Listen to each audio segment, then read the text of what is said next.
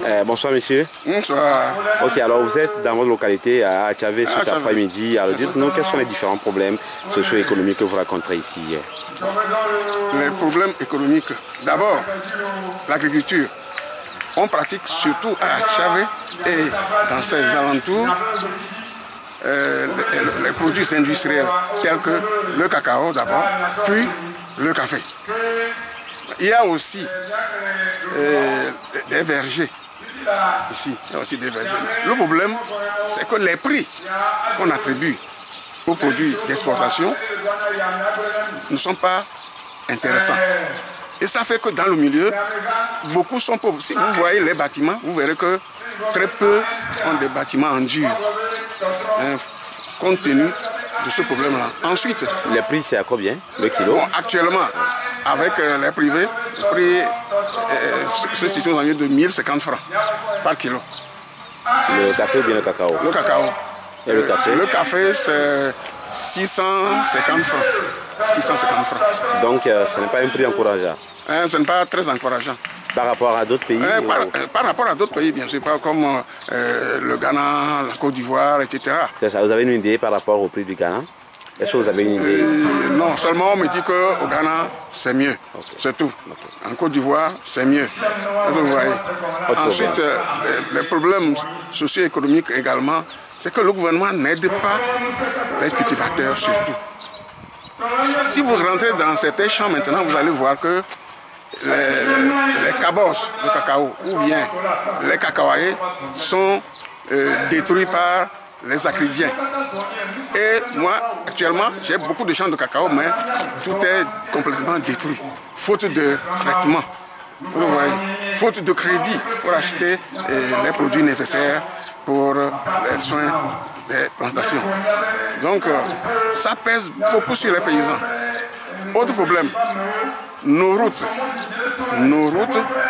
sont vraiment maltraitées. C'est-à-dire qu'on envoie quelquefois, quand il y a les campagnes électorales, on envoie des bulldozers, tout ça là, mais c'est pour quelques minutes, c'est fini. Tout est réparé et après une ou deux pluies, c'est fini. Vous verrez tout à l'heure, quand vous allez rentrer à Palimé, eh bien, cette route-là est très mal entretenue. Hein? Vous devez aller tout doucement. Vous voyez. Mais quand ils viennent, ils nous flattent. Actuellement, ils passent déjà pour distribuer de l'argent et d'autres choses aux gens. Et ils envoient nos choses là, nos ressortissants, pour aller tromper les paysans, hein, pour les acheter à coup d'argent, etc. Donc, voilà en bref quelques problèmes. Donc, problème d'infrastructure mal entretenu. Il n'y a pas d'aide pour les paysans pour entretenir les champs de cacao et de café. Les orangers, on ne trouve pas tellement preneurs. Et les gens de Lomé, les commerçants viennent acheter ça à vil prix. Vous voyez. Donc, ça ne peut pas procurer de l'argent aux paysans. Voilà nos soucis majeurs. D'ailleurs, certains vont poser cette question au président national.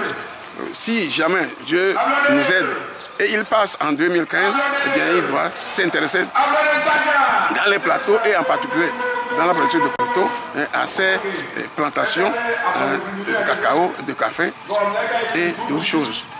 Voilà en bref quelques problèmes. De l'eau potable. L'eau potable, bon, ça commence par venir un peu, mais c'est insuffisant. Nous avons besoin de la pompe. La pompe venant de Tové, il y a déjà la pompe là-bas. Il suffit de faire l'adduction. Donc ça parvient ici. Eux, on a de la bonne eau. Nous avons des puits, mais chaque fois, c'est les verres qui nous gênent. Les verres. Il faut aller au dispensaire ou bien à l'hôpital. Vous avez une carte de santé, un poste de santé. Il y en a ici. Il y en a, mais on n'a pas de... Non, il n'y a pas de sage-femme. Il n'y a qu'un infirmier qui est en train de se débrouiller avec nous. C'est ça. L'avenir de Jean-Pierre Favre dans votre localité, est-ce que ça va apporter un changement? Moi, j'espère beaucoup parce que Jean-Pierre Favre, on a fait ensemble la 6e jusqu'en 3e au collège Saint-Augustin de Togoville. On a fait la même classe, on a joué ensemble et on a le BBC, on nous a envoyé au collège Saint-Joseph, faute de moyens, parce que moi, mon papa est décédé depuis. Donc, heureusement pour moi, j'ai eu la chance d'entrer au lycée de Poudji. Je suis allé là-bas avoir mon bac. Et lui, il a eu son bac au collège Saint-Joseph. Donc on se connaissait, il me connaît très bien. Comment se porte l'ANC dans votre localité? Comment se porte l'ANC sur le plan politique, vos activités, vous les menez bien? Moi, je ne faisais pas partie de l'ANC au départ. C'est moi qui ai amené le CAR ici. Et ça se portait très bien. Mais avec le temps, comme ça ne marche pas, et que l'UFC s'est éclaté, donc j'ai appris que c'est mon ami Jean-Pierre Fabre qui prend la tête. Quand j'ai vu ces projets de société, j'ai dit voilà l'homme qui va libérer le pays. Et l'an dernier, j'ai rejoint l'ANC. Je suis un nouvel élément dans l'ANC actuellement. Je suis le conseiller de l'ANC local de Tchavé. Okay. Vous êtes libre, vous menez librement vos activités politiques ici, il n'y a pas d'intimidation? Non. Pas encore comme ailleurs, non. Seulement on vient acheter les gens. Qu'est-ce que chaque Togolais doit faire pour vraiment arriver à obtenir le changement, l'alternance politique? Chaque Togolais doit suivre un leader crédible, qui puisse vraiment améliorer l'avenir de ce pays. Et c'est ça que nous sollicitons. Malheureusement, les jeunes pour qui nous luttons sont achetés, donc corrompus par ce régime. Alors qu'ils sont là, chômeurs, avec le bac, avec la maîtrise et autres. Alors, vous voyez, très peu de travail. Moi, je suis à la retraite maintenant. J'ai été enseignant au CEG. Donc, il y a beaucoup de chômeurs. Ça, il faut le dire. Et puis, beaucoup, ça donne aux Zénidia. C'est tout. Tout ça donne aux Zénidia.